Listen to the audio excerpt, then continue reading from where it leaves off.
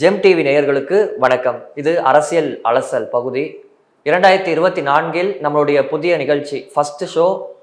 இதில் நம்ம எதடா அலசலான்னு பார்த்துட்டு இருக்கும் போது தான் ஃபர்ஸ்ட் ஷோவில் ஓகே, அதே மாதிரி முதல் முறையாக தமிழகத்திற்கு பிரதமர் மோடி முதல் முறையாக தமிழகத்துக்கு தான் வந்திருக்காரு.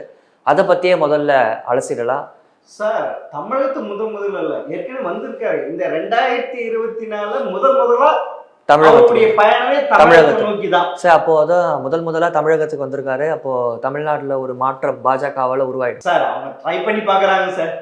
நிறைய அமைச்சர்கள் வராங்க, அவரும் வராரு. அவர் இது வரைக்கும் இந்திய பிரதமர்கள் யாரும் தமிழை இப்படி வெளிநாட்டுல கொண்டு போய் சேர்த்தது கிடையாது. ஆமா சார். இப்போ அவரு பேசும்போது கூட எல்லாமே தமிழை புகழ்ந்து தான் பேசினாரு. அவரோட உரையில முதல்ல தமிழருக்கு வணக்கம், தமிழ் தான் புகழ்ந்து ஸ்டார்ட் பண்ணியிருக்காரு. இல்ல, வெளிநாட்டு பயணில கூட ஏதோ ஒரு கொட்டேஷன் தமிழ்ல சொல்லுவாரு, திருக்குறள் சொல்றாரு இதுன்ட்டு. ஏன்னா அவங்களுக்கு தமிழகம் ஒரு சேலஞ்ச். மீதி எல்லா இடத்துலயும் அவங்களால கர்நாடகாவும் ஏதோ ஒரு கர்நாடகா ஆட்சி பிடிக்கிறாங்க. இப்ப கேரளா எடுத்துக்கிட்டா காங்கிரஸ் இருக்கு, கம்யூனிஸ்ட் இருக்கு. ஆனா தமிழகத்தை விட அவங்க ஓட்டு சதவீதம் அவங்களுக்கு அதிகமாக கிடைக்குது. தமிழகத்துல 4% 3% மேல ஏற மாட்டேங்குது.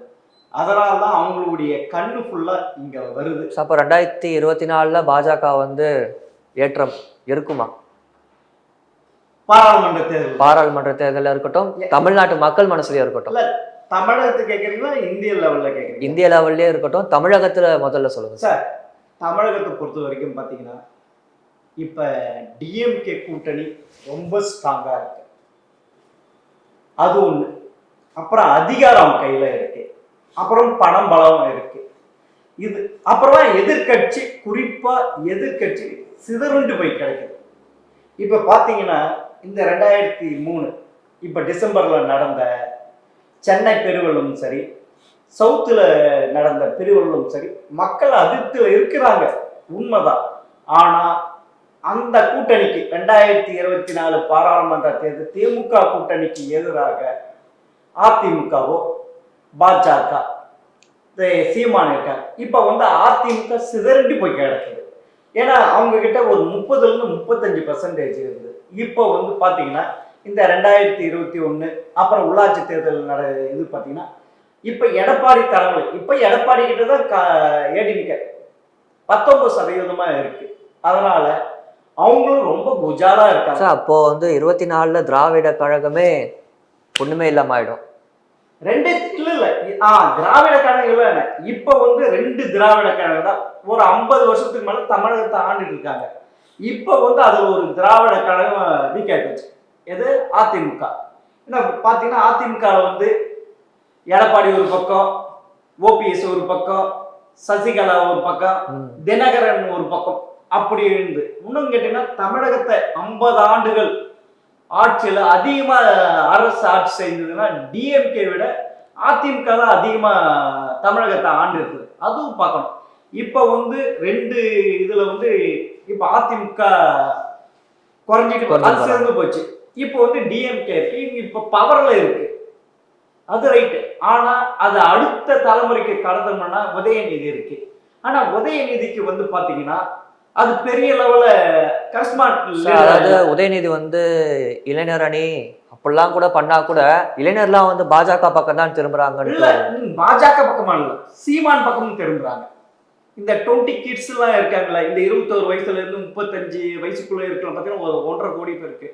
நிறைய பேர் சீமானியும் அண்ணாமலை தான் இருக்கு. இப்ப உதயநிதி. அதனாலதான் இது எப்படியாவது இது மூடி மறைக்கிறதுக்கோசம் தான் சேலத்துல இளைஞர் அணி மாநாடு, 2வது மாநாடு. எப்ப திமுக ஆரம்பிச்சு 50 வருஷத்துக்கு மேல ஆச்சு. ஸ்டாலின் இளைஞர் அணி செயலாளர் அப்ப இப்ப இவர் அவர் அந்த இது அதை நடத்த சீமானுக்கு ஓரளவுக்கு வாக்கு சதவீதம் கிடைக்குமா சார்? ஓரளவுக்கு வாக்கு சதவீதம் கிடைக்கும். ஆனா அவருடைய கொள்கை தான் முரணாக இருக்கு. ஏன்னா தமிழ் தேசியம் குறைஞ்சது ஒரு கட்சி தமிழகத்தில் ஆட்சி பிடிக்கணும்னா 30-35% வேணும். அப்பனா அந்த 30-35% அனைத்து மக்களுடைய ஆதரவு வேணும். அவர் தமிழ் தேசியம் சொல்லிட்டு இருக்காரு. அது வந்து எவ்வளவு பேருக்கு அந்த இது அந்த சதவீதத்து வர்றதுக்கான வாய்ப்பே ஸோ அப்போ அதை வச்சு பார்க்கும்போது அப்போ அதிமுக வந்து பாஜகவில் இருந்து கூட்டணியே எங்களுக்கு வந்து கிடையாதுன்னு சொல்லிட்டு விலகிட்டாங்க. ஆனால் அதிமுகவில் தான் வந்து சிறுபான்மையினர் ஓட்டு அதிகமாக இருக்கும். இப்போ பாஜக வந்து விலகிட்டாங்க, அப்போ பாஜகவுக்கு சிறுபான்மையினரோட ஓட்டு கிடைக்குமா? இல்ல அதுக்கு அங்கதான் இல்லை. இவங்க வந்து இப்ப வந்து டிஎம்கே என்ன திரும்ப பண்ணுது, அவங்களுக்கு அந்த பட்டியல் இனத்தவருடைய ஓட்டோ சிறுபான்மையோட ஓட்டோ 2019 சரி 2021 அப்படியே சொலையா கட்சி. காரணம் அதிமுக கூட பாஜக இருந்ததுனால. இப்போ வந்து பாஜக அதிமுக கூட்டணி விலகிடுச்சு. ஆனா இப்போ வந்து இது திமுக இதுல இருந்து அவங்க 2 பேரும் வேற இதுல மறைமுகமா ஒரு இதுல இருக்காங்க, அது இதுன்ட்டு அப்படின்ட்டு இது என்ன சிறுபான்மை ஓட்டு வராம இருக்கிறதுக்கு அந்த இது செய்யறாங்க. அது பார்க்கணும். இன்னொன்று தெரியுமா, இந்த இப்ப நீங்க சொன்னீங்க 2024 பாராளுமன்ற தேர்தலில் பாஜக மோடி இந்தியா கூட்டணின்ட்டு இருக்கு.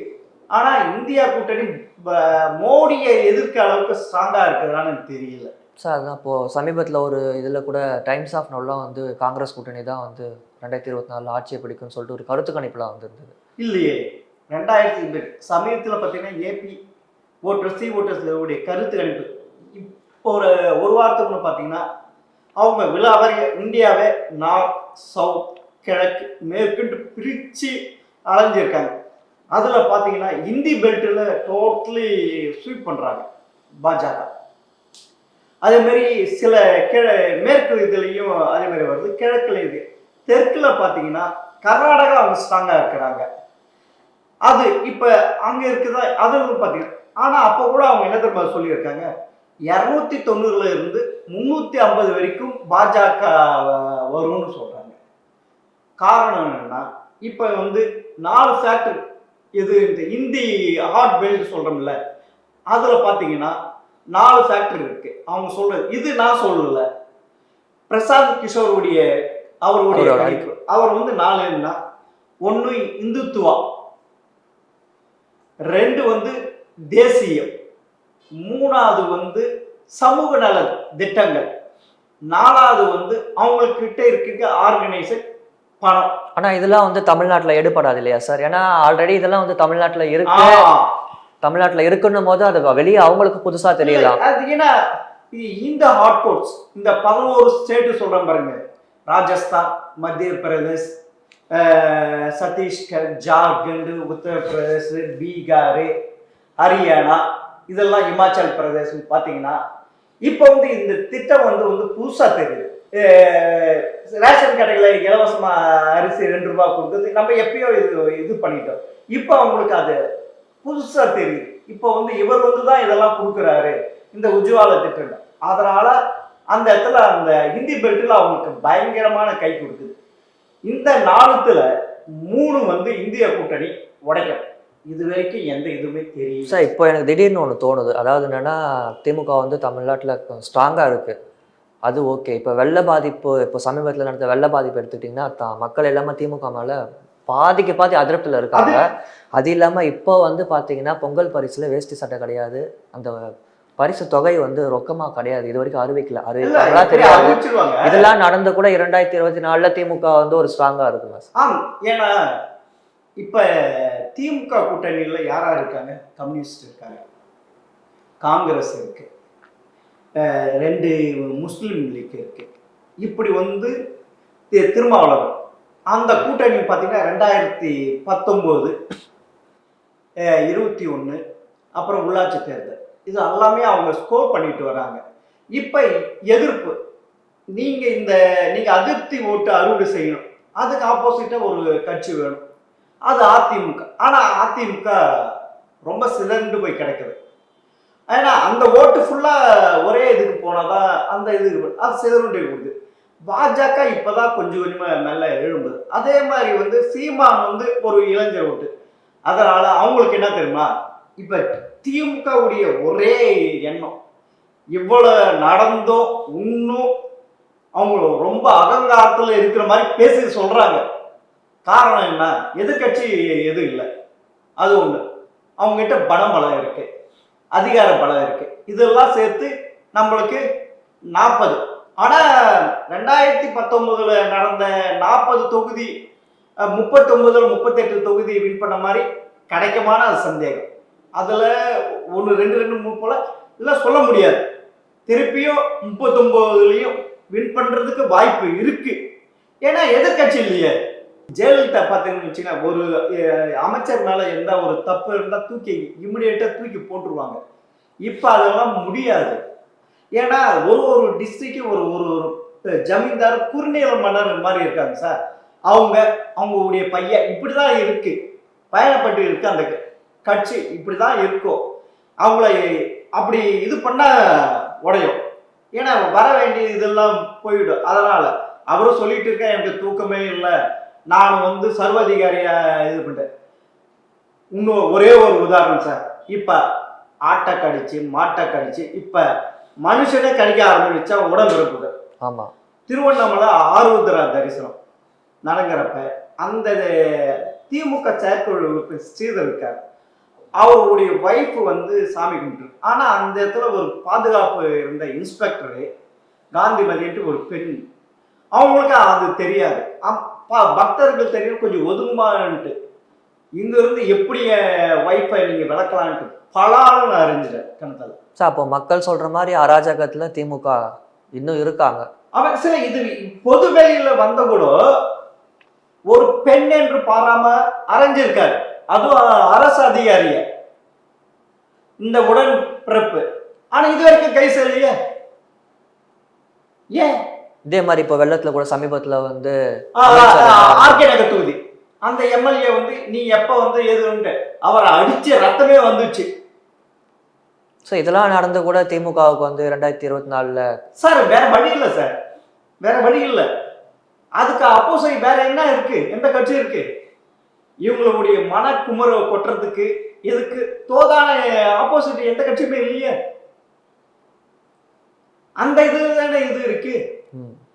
பாத்தீங்கன்னுட்டு இன்னொன்னு சொல்றேங்க, தூத்துக்குடி துப்பாக்கி சூடு.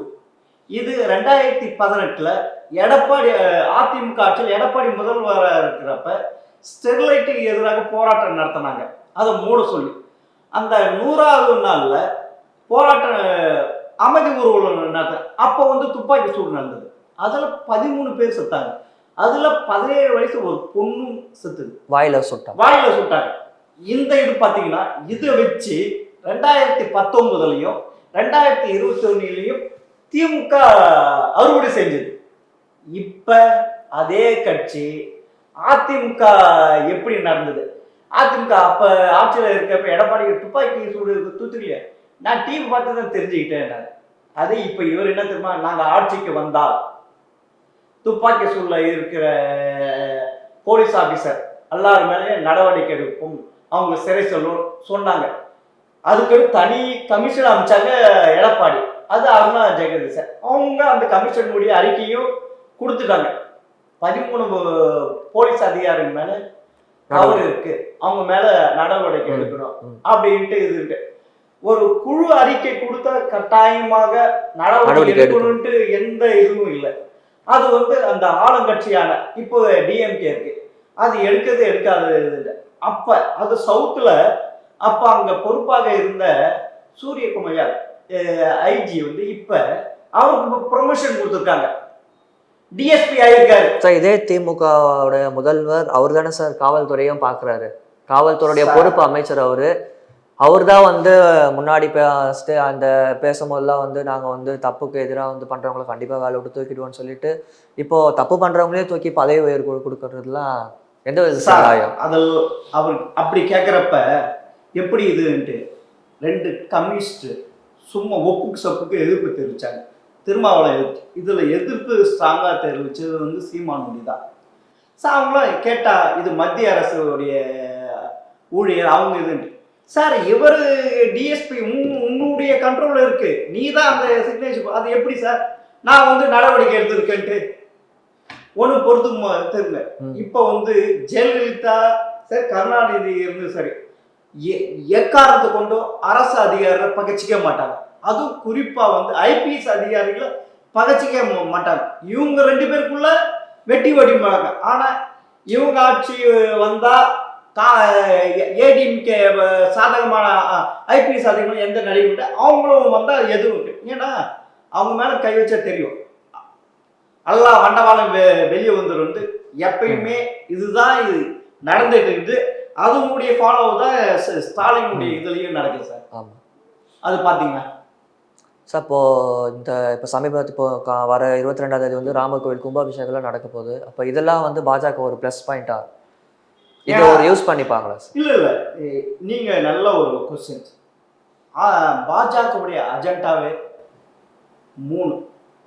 1 ராமர் கோவில் கட்டுறது, 3 காஷ்மீருக்கு சிறப்பு அதிகாரம் இருக்கிற 370வது சட்டத்தை நீக்கிறது, பொது சிவில் சட்டம் கொண்டு வர்றது. இதில் பார்த்தீங்கன்னா 2 சக்ஸஸ் பண்ணிட்டாங்க. அவங்க சொன்ன இது நிறைவேற்றினாங்க.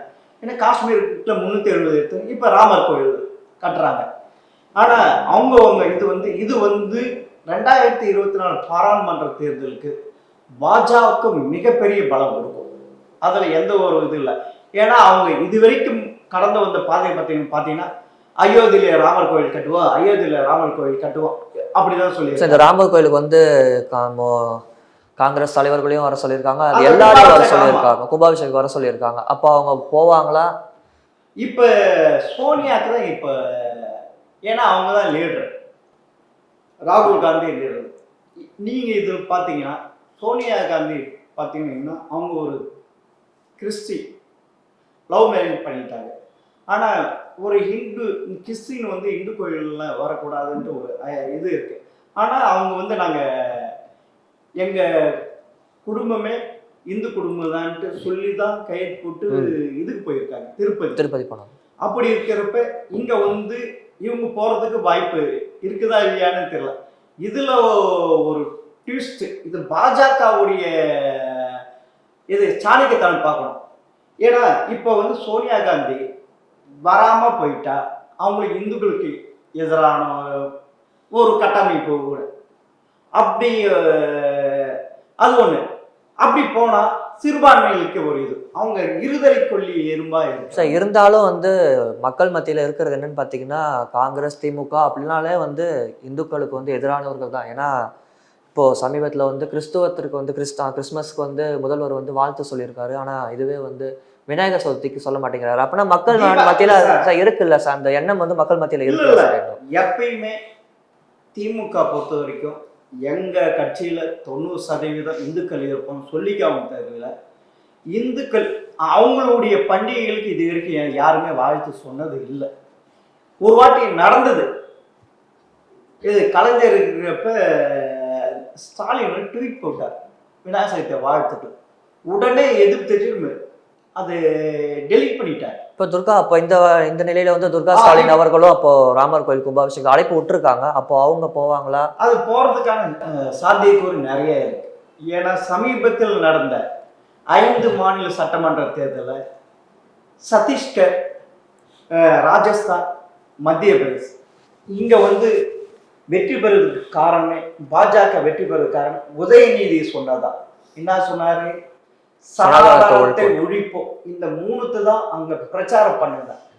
அது எலெக்ஷன் நடந்திருக்கப்ப நடந்த கருத்து கணிப்புகள் சரி, எதுவுமே சரி, இந்த 3மே காங்கிரஸ் முன்படுறதுக்கான சாத்தியக்கூறுகள் இருக்கிற மாதிரி தான் இருந்தது. ஆனா டிசம்பர் 3ஆம் தேதி கவுண்டிங் பண்றப்ப தலைகீழ மாறி போச்சு. பாஜக முழுக்க அந்த 3 இந்தி பெல்ட். அது காரணம் என்ன?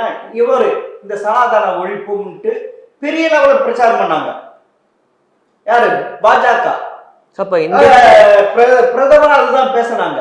பெரிய லெவலில் எந்த திட்டமும் இல்லை. ஏன்னா அங்க இந்திக்காரங்க இப்போ இந்தி பெல்ட் பொறுத்த வரைக்கும் ஹிந்துவும் சனாதனத்தை பிரிச்சு பார்க்க முடியாது, 2மே இணைஞ்சது.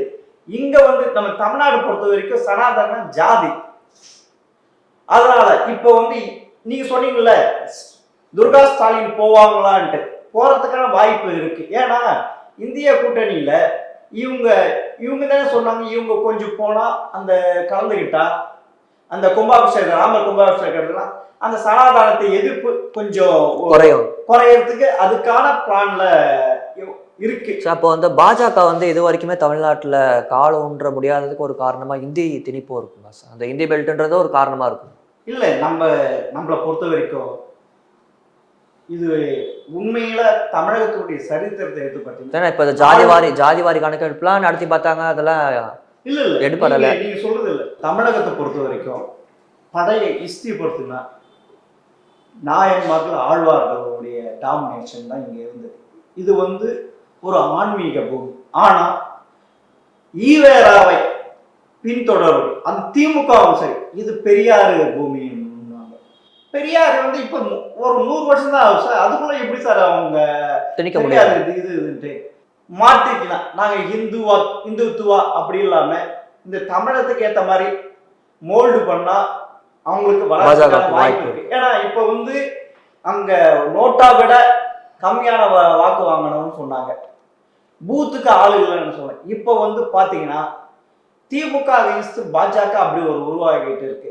இவங்க வந்து அந்த கொள்கையை மாத்திட்டு இருக்குதுன்னா தமிழகத்துல நீங்க சொன்ன பாருங்க, விஜய் பாஜக அப்படி ஒன்று நிலைமை போகும்.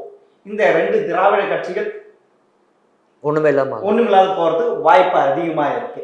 சார் ஒருத்தர் தப்பு செஞ்சிருக்காரு, இல்ல இருக்கு ஒரு இலக்கா இல்லாத அமைச்சர் இன்னும் சரியில தான் இருக்காது. அதிமுக காலத்துல வந்து இந்த மாதிரி அமைச்சருக்கு மேல இவ்வளவு புகார் வந்தது இல்ல சார். சார் வரும், ஜெயலலிதா இமிடியேட்டா தூக்கி போட்டுருவாங்க, அது மூடி மறைப்பாங்க. பண்ணியிருந்தாங்க இது இருந்தாலும் மூடி, ஏன்னா இவரால் ஆக்ஷன் எடுக்க முடியாது சார். ஏன்னா எல்லாரும் பவர்ஃபுல்லான மினிஸ்டர்ஸ், அந்தந்த மாவட்டத்துக்கு அவங்க தான் ஜமீன்தாருங்க, சிற்றரசர் மாதிரி இருக்காங்க, எதுவுமே கை வைக்க முடியாது. நீங்க எடுத்து பாருங்க, நேரு எடுத்துங்க, அவங்க பையன் எம்பியா இருக்கிறான். துரைமுருகன் எடுத்துங்க, அவங்க பையன் எம்பியா இருக்கிறான். டிஆர் பாலு எடுத்துங்க, அவருடைய பையன் எம்எல்ஏக்கு இப்ப மினிஸ்டர் ஆகிட்டார், டிஆர் ராஜான்ட்டு. சரி சார், இப்போ இருக்கு செந்தில் பாலாஜியோட கதை தான். என்னால அவர் கடைசி வரைக்கும் சிறையிலே இருக்க போறாரா, சட்டசபை தேர்தலுக்காச்சும் வருவாரா? அதுக்கான நான் கேட்ட வரைக்கும் லீகல் சில பேர்கிட்ட லீகல் அட்வொகேட்லாம் கேட்குறப்ப அதுக்கான சாத்தியக்கூறுகளே இல்லை. ஏன்னா அவருடைய தம்பி தான் இதில் மெயின். இது வரைக்கும் அசோக் குமார் இது வரைக்கும் சரண்டர் ஆகலை. அவர் அரெஸ்ட் பண்ணி 7 மாசம் ஆச்சு. இன்ன வரைக்கும் கோர்ட்டுக்கு போறாங்க வராங்க, ஜாமீன் கிடைக்கல. கோர்ட்டு ஹைகோர்ட்டு போகுது, இப்படிதான் இருக்குது. இது சுப்ரீம் கோர்ட்ல தான் பெயில் கிடைக்கும். அப்படி பார்க்கறதுக்கு எனக்கு தெரிஞ்ச வரைக்கும் நான் திரட்டின தகவல் படிக்கிறேன், இன்னும் 1 வருஷத்துக்கு மேல அவர் ஜெயிலில் இருக்கிறதுக்கு தான் பாசிபிலிட்டி இருக்கு, வெளியே வர்றதுக்கான பாசிபிலிட்டி இல்லை. அப்படி அவர் பெயில் கிடைக்கணும்னா சுப்ரீம் கோர்ட்ல தான் கிடைக்கும். கீழ்கோர்ட்ல டிஸ்ட்ரிக்ட் கோர்ட்லயோ ஹைகோர்ட்லயோ கிடைக்கிறதுக்கான வாய்ப்பே இல்லை. அப்போ பாஜக வந்து திமுக இல்ல எதிர்கட்சி கூட்டங்கள்லாம் வந்து வீழ்த்துறதுக்கு இந்த அமலாக்கத்துறை இதெல்லாம் ஏவி விட்டு பண்றது, அப்போ அது ஒரு ரீசன்? அது உண்மைதான், அதுல எந்த ஒரு மாற்று கருத்து. ஏன்னா எதிர்கட்சி மேலதான் வந்து ரொம்ப வந்து அமலாக்கத்துறை இப்ப தொடர்ந்து அடுத்தது பொன்முடியை போடுறாங்க. மம்தா பானர்ஜி வெஸ்ட் பெங்கால், அப்புறம் ஆம் ஆத்மி இது டெல்லி, துணை முதல்வர் சிசோடியா. செந்தில் பாலாஜியாவது 7 மாசமா இருக்காரு, அவர் ஏறக்கூடிய 1 வருஷத்துக்கு மேல பெயில் கிடைக்காத முன்னும் இருக்கிறார். இதே இடி இதுதான் இதே வருமானத்தை அதிகமா சொத்து இதுல இருக்கிறார். அதனால பாஜகவோட ஒரு யுக்தியா அமலாக்கத்துறை இதுல இந்த இன்கம் டாக்ஸ், இடி, சிபிஐ இதெல்லாம் வந்து அது அப்ப இருந்த காங்கிரஸும் பயன்படுத்தி இப்ப இருந்த இதுவும் பயன்படுத்தும். ஏன்னா எப்பயுமே தன்னுடைய எதிரியை வீக்காக்கணும், தான் ஜெயிக்கணும். எந்த அரசும் இப்படிதான் செய்யும். இன்னொன்று கேட்டீங்கன்னா இப்ப புதுசா ஒரு சட்டம் நிறைவேற்றினாங்க. எலெக்ஷன் கமிஷன் பார்த்தீங்கன்னா நிறைவேற்றணும்னா ஒன்று பிரதமர், எதிர்கட்சி தலைவர், சுப்ரீம் கோர்ட்டு சீஃப் ஜஸ்டிஸ், அப்படி இருந்த இதுவை சுப்ரீம் கோர்ட் சீஃப் ஜஸ்டிஸ் இல்லாமல் ஆகிட்டு இப்போ அவங்களுக்குள்ளேயே இருந்து தேர்ந்தெடுத்துக்கலாம். அது ஒன்று சொல்லணும். இப்போ வந்து இன்னொன்று, இப்போ தமிழ்நாட்டில் ஒரு புதுசாக ஒன்று கிளப்பியிருக்காங்க. காங்கிரஸும் சரி, திருமாவளவன் விசிகா சரி, இவங்கள வந்து இந்த 5 மாநில தேர்தலில் 3 மாநிலத்தில் பிஜேபி வின் பண்றதுக்கான காரணம் அந்த ஓட் பேட் மிஷின். ஆமா, அது வந்து பண்ணாங்க. எது தொட்டா அழுத்தினாலும் பிஜேபிக்கு தான் போகுன்ற மாதிரி அதை வந்து வாக்கு சீட்டா மாத்தணும்னு அதெல்லாம் வி பேட் சொல்லுவா, அது மாதிரி கொண்டு வரோம், இல்லைன்னா வாக்கு சீட்ல கொண்டு வரோம், இது நடக்குது இப்படின்ட்டு. இது வந்து ஆரம்பத்துல இருந்தே நடக்குது. கேட்டா உதாரணம் சொல்றது, ஜப்பான்ல கொண்டு வந்தாங்க, அங்க போயிடுச்சு, அமெரிக்காவில் கொண்டு வந்தாங்க அங்கே போயிடுச்சு, ஜெர்மனியில் கொண்டு வந்தாங்க அங்கே போயிடுச்சுன்னு சொல்கிறாங்க. இதை வரைக்கிட்டு சார் எல்லாமே இதே காங்கிரஸ் தானே கொண்டு வந்தது. சார் ஒரு முடிவுக்கு வரலாம் சார். ஓகே சார், இது எல்லாம் இருக்கட்டும், ஒரு முடிவுக்கு வரலாம். இப்போ வந்து 2024 வந்து ஃப்ரெஷ்ஷாக ஆரம்பிச்சிருக்கோம். முதல்ல வந்து தமிழ்நாட்டுக்கு தான் பிரதமர் வந்திருக்காரு. இது வந்து 2024 நாடாளுமன்ற தேர்தலில் பாஜகவா காங்கிரஸா? சார் இந்த இதில் பார்த்தீங்கன்னா 2024 பாராளுமன்ற தேர்தலில் பாஜக வந்து ஒரு 12 தொகுதி A1ன்ட்டு செலக்ட் பண்ணி வச்சிருக்காங்க. குறிப்பாக அதில் சொல்லணும், உதாரணம் சொல்லணும், தென் சென்னை, கோவை, ராமநாதபுரம், கன்னியாகுமரி, இப்படி ஒரு செலக்ட் பண்ணி வச்சுருக்காங்க சார். அது வந்து எவ்வளோ தூரம் எது கிடைக்கும். ஆனால் அவங்களுக்கு கூட்டணிக்கான அந்த 30-30லேருந்து 35% ஓட்டு வாங்குறதுக்கான அந்த ஆப்ஷன் அவங்களுக்கு இல்லை. ஆனால் எது ஒன்று ரெண்டு வந்தால் ஆச்சரியம் தான். ஏன்னா இப்போ வந்து சவுத்தில் பார்த்தீங்கன்னா இப்போ டிஎம்கே மேலே ரொம்ப அதிருப்தி ஆயிடுச்சு. அந்த வெள்ளம் சரி, இந்த தூத்துக்குடி சரி. ஆனால் அந்த அதிருப்தி ஓட்டு அறுவடை செய்ய ஃபுல்லாக பாஜக வர்றதுக்கான வாய்ப்பும் இல்லை. அது சிதறுண்டி தான் போகும். அதனால் தமிழகத்தை பொறுத்த வரைக்கும் எட்ஜு எடுக்கிறது திமுக தலைமையிலான கூட்டணி தான். அது இந்திய கூட்டணி தான். நீங்கள் ஆப்போசிட்டில் இருக்கிற அதிமுகவோ பாஜகவோ பெரிய லெவலில் வின் பண்ணுறதுக்கு சாத்தியே கூறல. அவர் சொன்னார்ல,